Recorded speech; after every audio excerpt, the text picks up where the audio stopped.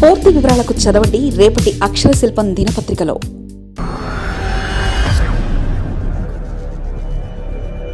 ఉక్కులో 1000 మందిని ఇంటికి పంపించాలని ఉద్యోగుల పీక మీద వీఆర్ఎస్ కత్తి. 3వ విడత వీఆర్ఎస్కు దరఖాస్తుల ఆహ్వానం. ఇప్పటికే 2 దఫాల్లో 1590 మందికి ఉద్వాసన. ప్రైవేటీకరణ దిశగా అడుగులు వేస్తున్న యాజమాన్యం. నష్టాల సాకుతో ప్రైవేట్కు అప్పగించే ప్రయత్నం. విశాఖ స్టీల్ ప్లాంట్ ప్రైవేటీకరణ దిశగా కేంద్రం వడివడిగా అడుగులు వేస్తుంది. ఇప్పటికే నష్టాల సాకుతో పెట్టుబడుల ఉపసంహరణ నిర్ణయాన్ని తీసుకున్న ప్రభుత్వం ఇప్పుడు సంస్థను మరింత కష్టాల్లో నెట్టడానికి పూనుకుంది. ఇందుకోసం మరోసారి ఉక్కు ఉద్యోగుల పీక మీద కత్తి పెడుతుంది. 3వ విడత స్వచ్ఛంద పదవి విరమణ స్కీమ్ను యాజమాన్యం తెరపైకి తీసుకొచ్చింది. ఒకవైపు ఉక్కు పరిశ్రమను ప్రైవేటీకరించమని చెప్తూనే మరోవైపు సంస్థ నష్టాల ఊబిలోకి కూరుకుపోయే చర్యలకు ఉపక్రమిస్తున్నారు. ఉద్యోగుల తగ్గింపు ప్రభావం ఉత్పత్తిపై పడుతుంది. తద్వారా సంస్థ నష్టాల్లో కూరుకుపోతుంది. ఇదే వంకతో పరిశ్రమను ప్రైవేటీకరణ చేయాలని కేంద్రం భావిస్తున్నట్లు ప్రస్తుత నిర్ణయాలను బట్టి అవగతమవుతుంది. విశాఖ స్టీల్ ప్లాంట్ ప్రైవేటీకరణ దిశగా యాజమాన్య నిర్ణయాలు తీసుకుంటుంది. ఇప్పటికే ప్లాంట్లో కీలక విభాగాలను ప్రైవేటుకు అప్పగించింది. ప్లాంట్లో కీలకమైన 46 విభాగాలను గుర్తించి ప్రైవేటీకరించాలని నిర్ణయించింది. ఇందులో 32 విభాగాల నిర్వహణను ప్రైవేట్ సంస్థలకు అప్పగించేందుకు వీలుగా ఆసక్తి వ్యక్తీకరణ దరఖాస్తులను ఈఓఐ ఆహ్వానించింది. కొద్ది రోజుల క్రితం ఏకంగా స్టీల్ ప్లాంట్లోని ప్రధాన ఉత్పత్తి విభాగం SMS1లో coal chemical department CCD section ప్రైవేటీకరణకు టెండర్లు ఆహ్వానించింది. మొత్తం 6 CCM మెషిన్లతో పాటు గ్యాస్ కటింగ్ మెషిన్లు ప్రైవేటుకు ఇచ్చేందుకు టెండర్లు జారీ చేయడంపై ప్లాంట్లో కలకలం మొదలైంది.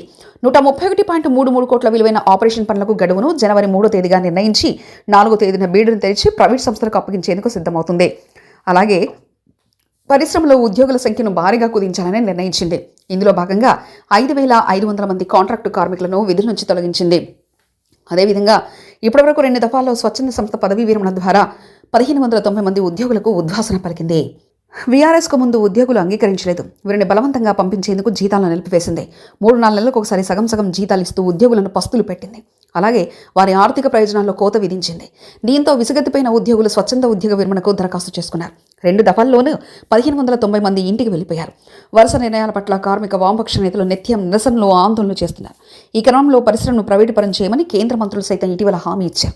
దీంతో ఉద్యోగుల భవితవ్యానికి డోకా లేదని అందరూ భావించారు. ఇంతలో మరో కొత్త విధానానికి తెరపైకి తీసుకొచ్చారు. ఉత్పత్తి ఆధారంగా జీతాలు ఇవ్వాలని నిర్ణయించారు. తద్వారా ఉత్పత్తి పెరుగుదలకు ఉద్యోగులు కష్టపడి పనిచేస్తారన్న ఆలోచన చేశారు. అయితే అప్పటికే ఉద్యోగులు వీఆర్ఎస్ ద్వారా వెళ్లిపోయారు. ప్రస్తుతం 3 బాస ఫర్నేసులు పనిచేస్తుండటంతో రా మెటీరియల్ నిల్వలు తగ్గిపోతున్నాయి. దీంతో ప్రభావం ఉత్పత్తిపై పడుతుంది. ఉత్పత్తి తగ్గడంతో ఉద్యోగుల జీతాలపై ప్రభావం ఉంటుందని వారు ఆందోళన వ్యక్తం చేస్తున్నారు. ఈ సమయంలోనే యాజమాన్యం తాజాగా మరో బాంబు పేల్చింది. స్టీల్ ప్లాంట్లో 3వ దఫా వీఆర్ఎస్కు యాజమాన్యం గ్రీన్ సిగ్నల్ ఇచ్చింది. ఈసారి 1000 మందిని ఇంటికి పంపించాలని నిర్ణయించింది. ఇందుకోసం జనవరి 1వ తేదీ నుంచి 20 వరకు ఆన్లైన్లో దరఖాస్తు చేసుకోవాలని సూచించింది. ఇందుకు 15 సంవత్సరాల సర్వీస్ పూర్తి చేసుకున్న వారికి అర్హులని అందులో పేర్కొంది. ఈ వీఆర్ఎస్ దరఖాస్తు చేసుకునే వారి వయసు 45 ఏళ్లు దాటి ఉండాలని నోటిఫికేషన్లో స్పష్టం చేసింది. వీఆర్ఎస్ తీసుకున్న వారిని తిరిగి స్టీల్ ప్లాంట్లో ఉద్యోగంలోకి తీసుకునేందుకు అవకాశం ఉండదని తేల్చి చెప్పింది. ఇప్పటికే పరిశ్రమలో జీతాలు ఎప్పుడొస్తాయో తెలియక ఉద్యోగులు ఇబ్బందులు పడుతున్నారు. వరుసగా వీఆర్ఎస్లో అమలు చేసేందుకు ఉద్యోగులకు జీతాలు ఇవ్వకుండా ఇబ్బందులకు గురి చేస్తుందన్న ఆరోపణలు వినిపిస్తున్నాయి. జీతాలు రాకపోవడంతో అయినా ఉద్యోగులు వీఆర్ఎస్కు దరఖాస్తులు చేసుకుంటారని యాజమాన్యం మాస్టర్ ప్లాన్ వేసిందని కార్మిక సంఘాలు ఆరోపిస్తున్నాయి. అలాగే ఇప్పటికే 1590 వీఆర్ఎస్ తీసుకొని 4 నెలలు గడిచింది. అయినప్పటికీ వీరికి 50% మాత్రమే రిటైర్మెంట్ బెనిఫిట్స్ను అందజేస్తుంది. మిగిలిన మొత్తం ఎప్పుడొస్తుందన్న విషయాన్ని చెప్పడం లేదు. దీనికోసం వీఆర్ఎస్ తీసుకున్న వారు కార్యాలయాల చుట్టూ ప్రదక్షిణలు చేస్తున్నారు.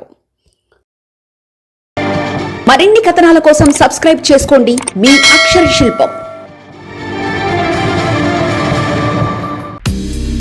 పూర్తి వివరాలకు చదవండి రేపటి అక్షర శిల్పం దినపత్రికలో.